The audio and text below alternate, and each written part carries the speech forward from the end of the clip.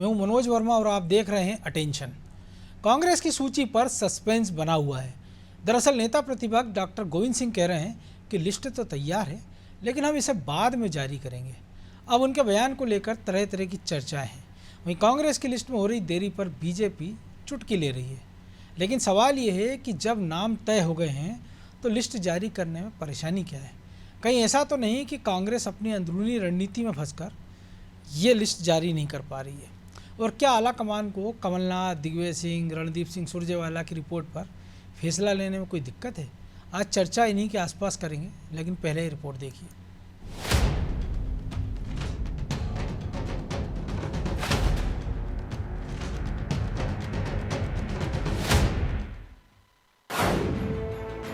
कांग्रेस के उम्मीदवार तैयार, लेकिन सूची नहीं आएगी बाहर। नेता प्रतिपक्ष बोले लिस्ट अभी होल्ड। कांग्रेस की रणनीति में कैसा झोल? कब कांग्रेस अपने प्रत्याशियों की पहली सूची जारी करेगी, ये बड़ा सवाल बना हुआ है। कांग्रेस स्क्रीनिंग कमेटी की बैठक के बाद ये अंदाजा लगाया जा रहा था कि जल्द ही उम्मीदवारों की घोषणा हो सकती है, लेकिन अब नेता प्रतिपक्ष डॉक्टर गोविंद सिंह ने साफ कह दिया है कि लिस्ट तो तैयार हो गई है, लेकिन सूची चुनाव आचार संहिता लागू होने के बाद ही जारी होगी। अब उनके बयान के मायने भी निकाले जाने लगे हैं। कहा जा रहा है कि कांग्रेस लिस्ट ही फाइनल नहीं कर पाई, क्योंकि पहले कमलनाथ को फ्री हैंड था, लेकिन फिर 66 सीटों पर दिग्विजय सिंह ने अपनी रिपोर्ट पेश की। हालांकि अब रणदीप सुरजेवाला और भंवर जितेंद्र ने अपना पैनल तैयार कर लिया है, यानी उनकी रिपोर्ट भी दिल्ली पहुंच चुकी है। ऐसे में किसकी रिपोर्ट के आधार पर उम्मीदवार तय हो, ये फैसला नहीं हो पा रहा। समय आने पर आचार संहिता लगने के आसपास ही चुनाव की घोषणा और टिकट वितरण का काम होगा। हमारे सब करीब सब तय हैं, समय आने पर सब काम हो जाए। वही बात अगर बीजेपी की करें तो बीजेपी अपनी पहली लिस्ट जारी कर चुकी है। दूसरी लिस्ट भी कभी भी जारी हो सकती है। ऐसे में बीजेपी कांग्रेस के चुनाव से 6 महीने पहले लिस्ट जारी करने वाले बयान पर तंज तो कस ही रही है, साथ ही आरोप भी लगा रही है कि कांग्रेस की अंदरूनी रणनीति उसी पर भारी पड़ गई है। प्रदेश में कांग्रेस पार्टी की सूची जो होल्ड पर डालने की बात कही जा रही है, स्वाभाविक तौर पर विभिन्न गुटों के नेता अपने अपने समर्थकों के टिकटों के लिए दिल्ली में लॉबिंग कर रहे हैं, जिसके परिणाम स्वरूप उनकी सूची अटक गई है। और जबकि उसके विपरीत भारतीय जनता पार्टी ने एक तय स्ट्रेटेजी के तहत धीरे धीरे अपना अभियान आगे बढ़ाया है, सूची जारी कर दी है। जन आशीर्वाद यात्राओं को अपूर्व जन समर्थन मिल रहा है। स्वाभाविक तौर पर मध्य प्रदेश में भारतीय जनता पार्टी अपने कार्यकर्ताओं के आत्मविश्वास और नेतृत्व की लोकप्रियता के बलबूते एक बार फिर से सरकार बनाएगी। जिस तरह से उम्मीदवारों की सूची को लेकर कांग्रेस नेता बयान दे रहे हैं, उससे यही लग रहा है कि कांग्रेस की अंदरूनी रणनीति पतंग के मांझे की तरह उलझ गई है। इतना ही नहीं, आला कमान के सामने कमलनाथ, दिग्विजय और रणदीप सुरजेवाला की रिपोर्ट रखी हुई है, और शायद यही वजह है कि आला कमान को भी फैसला लेने में वक्त लग रहा है। खैर, चुनाव को ज्यादा वक्त बचा नहीं। ऐसे में कांग्रेस को जल्द ही किसी फैसले पर पहुंचना ही होगा। ब्यूरो रिपोर्ट, अनादि टीवी।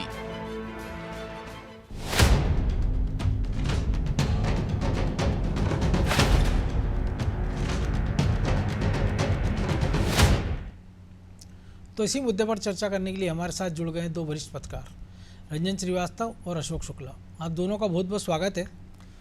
और शुक्ला जी, सबसे पहले आप ही के पास, कि साल भर पहले से कांग्रेस हल्ला मचा रही थी कि 6 महीने पहले उनकी सूची आ जाएगी। तमाम बड़े नेता हो, चाहे वो दिग्विजय सिंह हो, कमलनाथ हो, सज्जन सिंह वर्मा हो। दिल्ली में बैठकों का दौर भी लगातार जारी हम देख रहे हैं। भोपाल में भी बड़े बड़े नेता कह रहे हैं कि सूची जारी हो जाएगी, दिल्ली जाने की कोई ज़रूरत नहीं है। लेकिन अब डॉक्टर गोविंद सिंह कह रहे हैं कि सूची तो तैयार है, लेकिन आचार संहिता लगने के बाद जारी करेंगे। तो मामला कहाँ फंसता नजर आ रहा है? अब देखिए, मामला कहाँ फंसा हुआ है ये तो गोविंद सिंह बेहतर समझते होंगे, दिग्विजय सिंह समझते होंगे, कमलनाथ समझते होंगे। लेकिन जैसा ये एक संभावना दिख रही थी कि 15 सितंबर के आसपास जो है कांग्रेस कोई अपने 100 लोगों की सूची जारी कर देगी, इस तरह की मीडिया में खबरें थी। लेकिन अगर वो होल्ड की गई है तो जाहिर है कि अंदर कहीं जो है सहमति नहीं बन पाई होगी नामों पर, क्योंकि कांग्रेस कई खेमों में बटी हुई है। और अभी जो ताजे खेमे हैं, 2 बड़े खेमे हैं, एक दिग्विजय का खेमा है, दूसरा कमलनाथ जी का खेमा है। अब सिंधिया का खेमा तो बचा नहीं है, वो तो बीजेपी में चला गया है। लेकिन अन्य छोटे जो छत्रप हैं उनका भी ध्यान रखा जा रहा होगा, मुझे ऐसा लगता है। इसी वजह से ये सूची होल्ड पे है। और जिस तरीके से बीजेपी ने हारी हुई सीटों को फोकस किया है, उसी तरह से कांग्रेस भी उन सीटों को फोकस कर रही है जहां वो 2 बार लगातार हार रहे थे। हो सकता है कि वो थोड़ा सा इस बात का भी इंतजार कर रहे हों कि जो बीजेपी का असंतुष्ट गुट है उनको भी अगर उनको एकोमोडेट करना होगा तो भी उनके लिए ये जरूरी है कि थोड़ा सा सूची देर से करें। तो बहुत सारे इसके कारण हो सकते हैं। ये बात सही है कि कांग्रेस चुनाव प्रचार में भी पिछड़ रही है। बीजेपी जो है उसने तारीखों का इंतजार नहीं किया, उसने सूची भी जारी कर दी, जन आशीर्वाद यात्रा भी उसने निकाल। तो कहीं कांग्रेस पिछड़ती हुई दिख रही है। इसके बहुत सारे कारण हो सकते हैं जिसके चलते जो है सूची होल्ड पे रखी गई होगी। रंजन जी, जी आप भी कांग्रेस को बेहतर समझते हैं और वो खबर भी आपने ब्रेक की थी, मुझे पता है। लेकिन सवाल यही है कि क्या कुछ ऐसा पेंच फंस गया है कि शायद जब ये घोषणाएं हो रही थी साल भर पहले, 6 महीने पहले, तब कमलनाथ को पूरा यकीन था कि दिग्विजय सिंह और वो मिलकर ही पूरे 230 टिकट अपने हिसाब से बांटेंगे। लेकिन फिर रणदीप सुरजेवाला, भंवर जितेंद्र सिंह की एंट्री होती है, फिर कर्नाटक के कानू गोलू एक सर्वे करते हैं, खुद कमलनाथ एक सर्वे कराते हैं और एक सर्वे राहुल गांधी करा रहे हैं। तो यही जाके मामला फंस गया है कि जिन लोगों को, कि पिछली बैठक में मामला भोपाल में भी उठा था कि जो लिस्ट में नाम जिनके 1 नंबर पे थे सर्वे में, जिला अध्यक्षों ने उसको 3रे नंबर पे डाल दिया था और कहीं कहीं तो जिला अध्यक्ष ने खुद दावेदारी कर दी थी कि वो भी चुनाव लड़ना चाहते हैं। तो ये वो सारी चीज़ें हैं कि जहाँ पर कांग्रेस को लग रहा है कि अगर अभी ये सूची जारी कर देते हैं तो बीजेपी ने तो 39 सीटों पर रायता बिखरने से बचा लिया है, लेकिन कांग्रेस में ऐसा शायद वो कर पाए। नहीं मनोज जी, सही है। देखिए, कहने में अच्छा लगता है कि 6 महीने पहले हम टिकट घोषित कर देंगे, कैंडिडेट बता देंगे। लेकिन जैसे जितने गुट रहते हैं उतने गुटों का अपना एक दबाव है।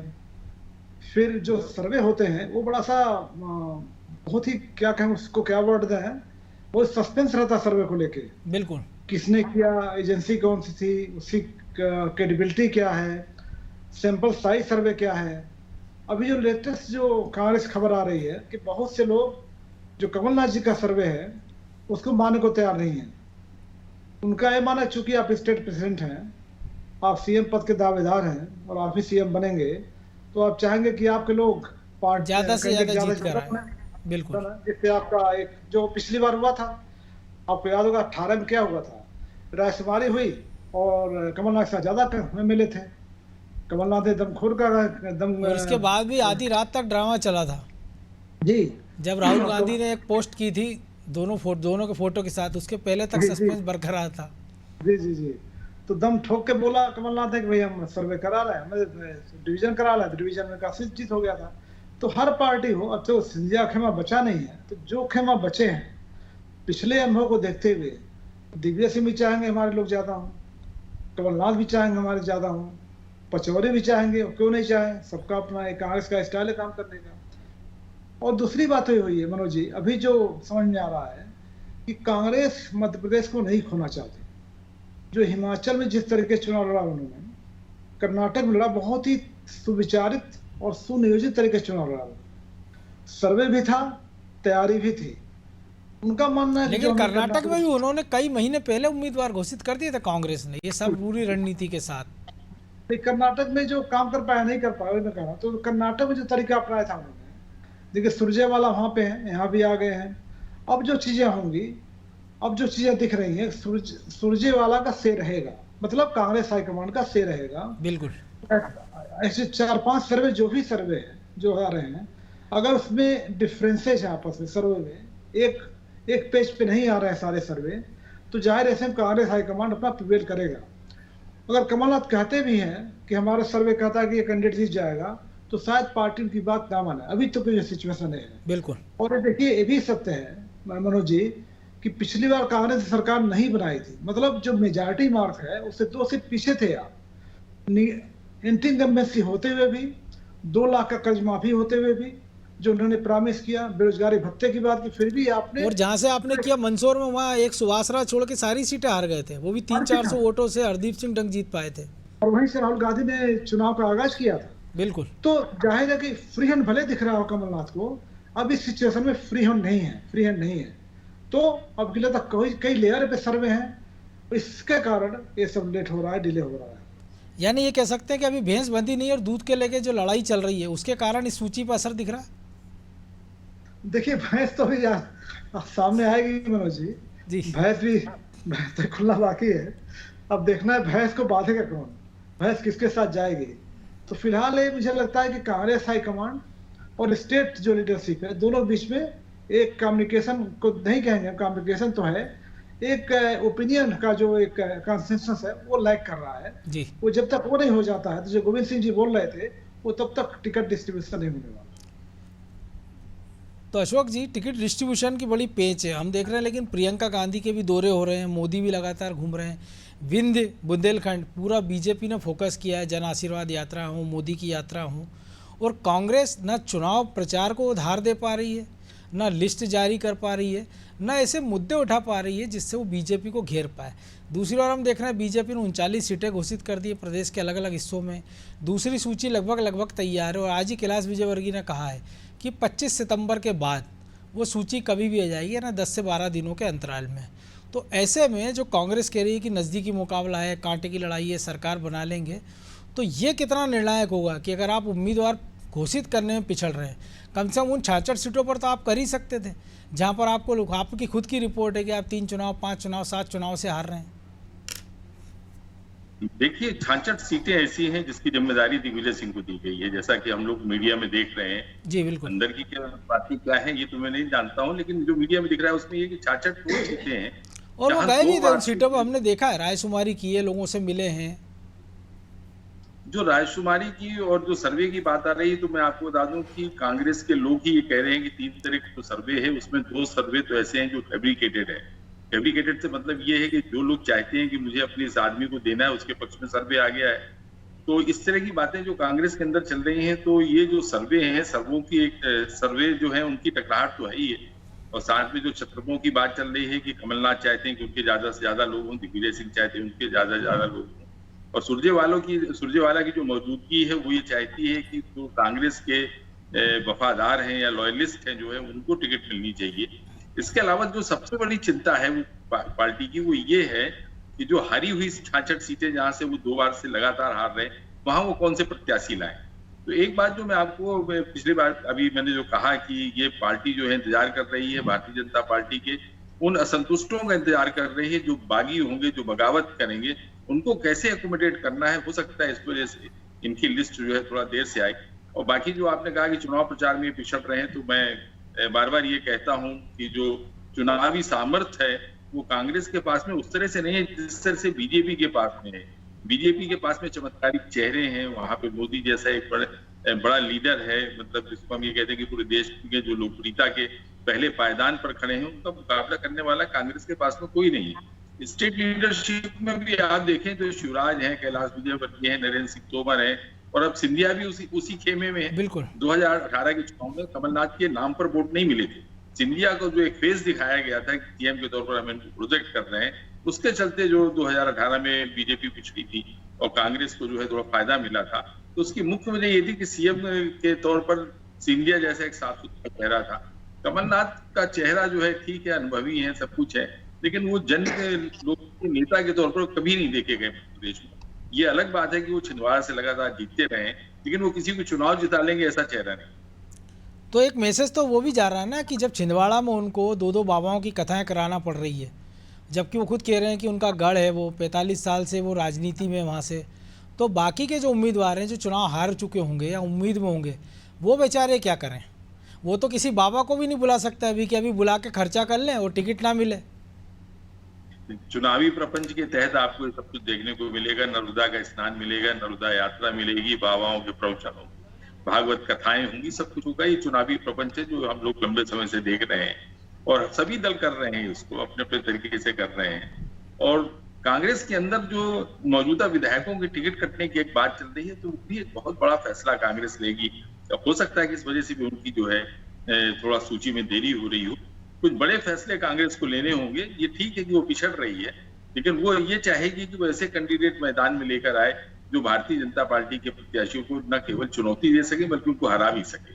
तो हो सकता है कि इस वजह से थोड़ा वो देर से आएंगे और तैयारी के साथ में आएंगे। तो रंजन जी तैयारी के साथ आएंगे, लेकिन हमने देखा कांग्रेस में आमतौर पर पिछले 2 दशक में परंपरा रही कि जीता हुआ उम्मीदवार है वो उसके साथ ही जाते हैं। बहुत कम अपवाद स्वरूप होता है कि टिकट काटा जाए या उसके परिवार में किसी को दे दिया जाए। अभी भी खबरें ये आ रही कि 18 से 20% टिकट काटे जाएंगे, यानी बहुत लंबी संख्या नहीं होना है वो। तो आप जो बीजेपी ने इशारे कर दिए, कांग्रेस में भी हमने देखा कई सारे नेताओं को इशारे हो गए थे उस पहले 6 महीने पहले से कि आप क्षेत्र में सक्रिय हो जाइए, आपका टिकट पक्का है। तो शायद इस नए झोल झाल के बाद तो वो भी संशय में होंगे कि वो क्या करें। और दूसरा, जो लोग दावेदारी कर रहे हैं उनके सामने भी एक बड़ा संकट है कि वो जाएं किसके पास, कि अगर वो कमलनाथ के पास जाते हैं और मान लीजिए दिग्विजय सिंह की चल गई तो वो वैसे ही संकट में, और अगर दोनों की नहीं चली और दिल्ली की चल गई तो बाकी के लोग संकट में जाएंगे। नहीं, देखिए मनोज जी, आपका जो कथन था कि ज़्यादातर जो सिटिंग एमएलए हैं उनके साथ पार्टी जाती थी, तो उसका कारण भी है कि 2003 से लगातार अपोजिशन में है।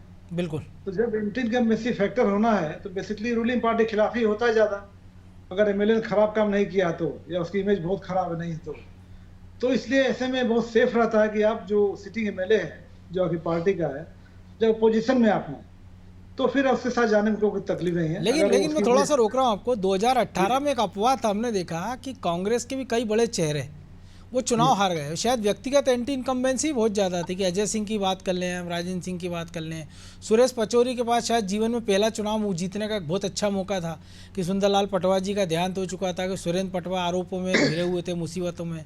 इसके बाद वो सीट पर नहीं जीत पाया। रामनिवास रावत कार्यकारी अध्यक्ष थे, सुरेंद्र चौधरी ये कार्यकारी अध्यक्ष, जिनको तत्कालीन प्रभारी दीपक बावरिया ने कह दिया था कि अगर सरकार बनी तो उप मुख्यमंत्री होंगे।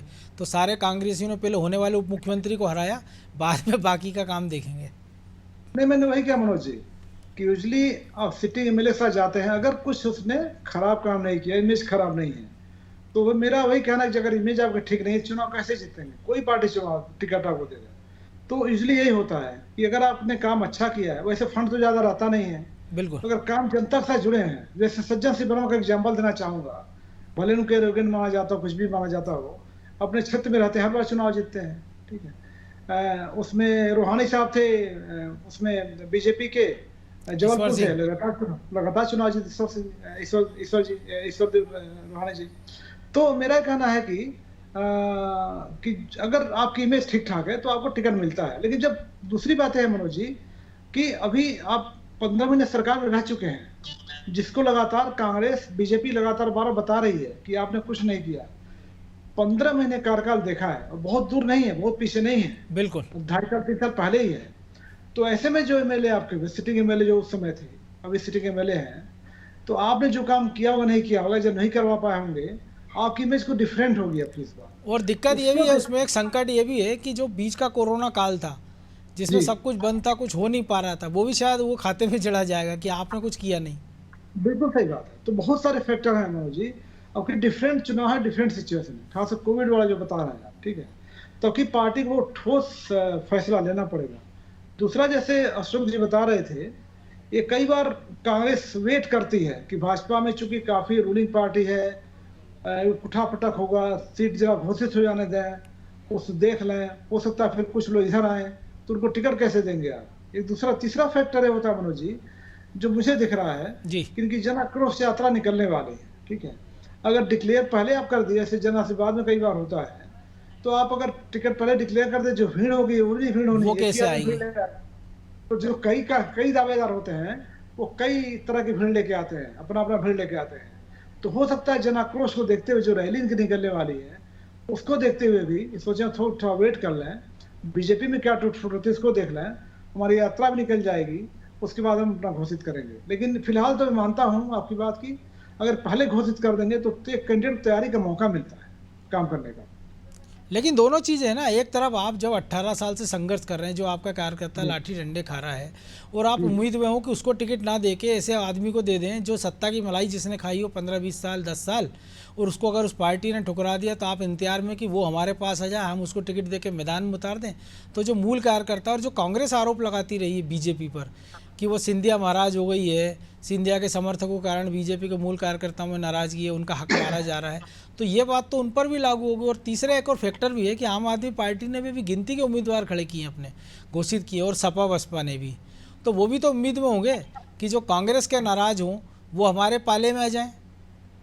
बिल्कुल सही बात है। ये देखिए अल्टीमेटली होता क्या मनोज जी, आप कहते भले ही हैं, लेकिन ये हमारे बाहरी लोगों को टिकट नहीं दिया जाएगा, कमिटेड वर्कर को टिकट देगा, लेकिन अल्टीमेटली क्या होता है लास्ट में जाके उसी को टिकट देते हैं जो चुनाव जिता सके। और मैं या फिर दर्शकों को एक छोटा सा किस्सा बता दूं, 2018 का आपको वाकया याद है, इंदौर में जब राहुल गांधी आए थे और उसी प्रेस कॉन्फ्रेंस में उन्होंने ऐलान किया था कि पैराशूट प्रत्याशियों को कांग्रेस में कोई जगह नहीं मिलेगी, और उसी में तेंदुखेड़ा के बीजेपी विधायक संजय शर्मा वो कांग्रेस में शामिल होते हैं, उनको टिकट मिलता है और वो विधायक हैं। तो जो आप कह रहे हैं मनोज जी देखिए क्या है कि चुनाव बहुत सारे फैक्टर्स हैं। अगर आपके पास रिसोर्सेज हैं, आप धन बल से मजबूत हैं, बाहुबल से मजबूत हैं, तो मध्य प्रदेश भी एक्सेप्शन नहीं है। आप चाहे बीजेपी में कांग्रेस में हो, पार्टी आपको इग्नोर नहीं कर सकती। तो डिपेंड नहीं करता कैंडिडेट कितना प्रभावशाली है, उसका चेहरा कैसा है और कितना दमदार है। तो चाहे कांग्रेस हो, बीजेपी, आम आदमी पार्टी हो, कोई इग्नोर नहीं कर सकता है। तो अशोक जी ये भी एक बड़ी बात है कि आप, लेकिन संकट यही है कि जितना डिले आप करते जा रहे हैं तो एक तो उस प्रत्याशी को कम समय मिल रहा है, जन आक्रोश की हमने देखा कि डेट आगे बढ़ती जा रही है, फिर त्योहारों का सीजन आ जाएगा और चूंकि बारिश भी हो गई है और जो फसलें मुरझा रही थी अब वो किसान अपने खेत में चला गया है, तो ये भी एक नेगेटिव फैक्टर साबित हो सकता है कांग्रेस के लिए। देखिए कांग्रेस के पास में मुझे लगता है कि खोने के लिए कुछ नहीं है। उनकी स्थिति बहुत अच्छी नहीं है, न देश में अच्छी है न प्रदेश में अच्छी है। और एक राजनीतिक के जो चुनावी सामर्थ्य की मैं बार बार बात करता हूं, तो आप भी ये मानते होंगे और पूरा देश मानता है ये कि जिस तरह का संगठन बीजेपी के पास में है, संसाधन जिस तरह से बीजेपी के पास में है, जो उनके पास में धन बल है, कार्यकर्ताओं का बल है, मतलब हर तरह से आप देखें तो बीजेपी जो है कांग्रेस से बहुत आगे है। ये ठीक है कि कहीं कहीं जो है बीजेपी की सरकारों को लेकर जो एक नाराजगी होती है उसके चलते कांग्रेस को फायदा हो जाता है। कर्नाटक में जो इनकी जो सरकार बनी है वहां जो करप्शन था, और जैसे कमीशन की चर्चा काफी साल भर 2 साल पहले शुरू हो गई थी चुनाव से पहले, और उसको कांग्रेस ने वहां पे बड़ा मुद्दा बनाया था जिसका उसको फायदा भी मिला।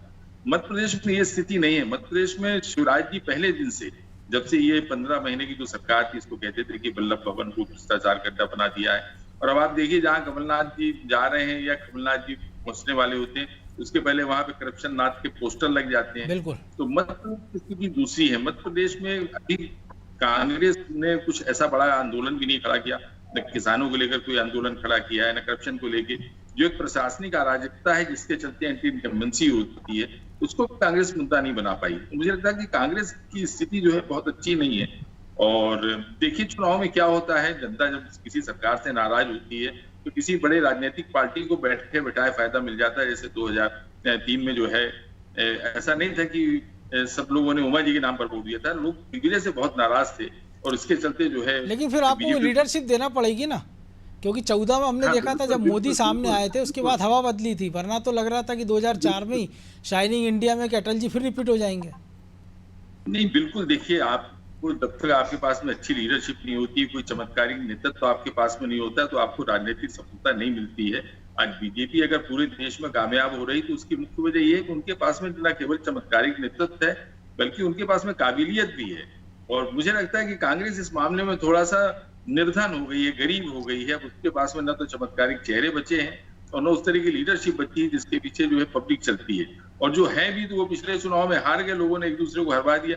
अभी जो आप चर्चा कर रहे थे कि अजय सिंह हार गए और राजेंद्र सिंह हार गए, तो ये मामा भांजे दोनों को हराने में लगे हुए थे। तो अभी भी कांग्रेस के अंदर ये जो है सरपटवाल की जो स्थिति है उससे कांग्रेस की स्थिति जो है बहुत मजबूत नहीं है और बीजेपी उसके मुकाबले में बहुत मजबूत। यानी कुल मिलाकर कह सकते हैं अभी फिलहाल स्थिति वही है जैसे दुबले पर 2 आषाढ़ की जो कहावत है। बहरहाल अब समय की कमी है, चर्चा को विराम देना होगा। बहुत धन्यवाद शुक्ला जी, रंजन जी।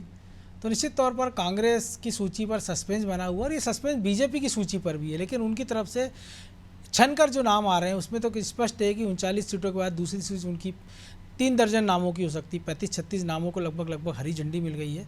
और अगर कैलाश विजयवर्गीय के दावों पर यकीन किया जाए, क्योंकि संसदीय दल की बैठक में खुद मौजूद थे कि 25 सितंबर के बाद दूसरी सूची आ जाएगी।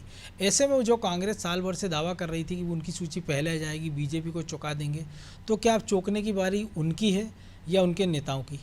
अटेंशन में आज फिलहाल इतना ही। मुझे दीजिए इजाज़त और आप देखते रहिए अनादि टीवी। नमस्कार।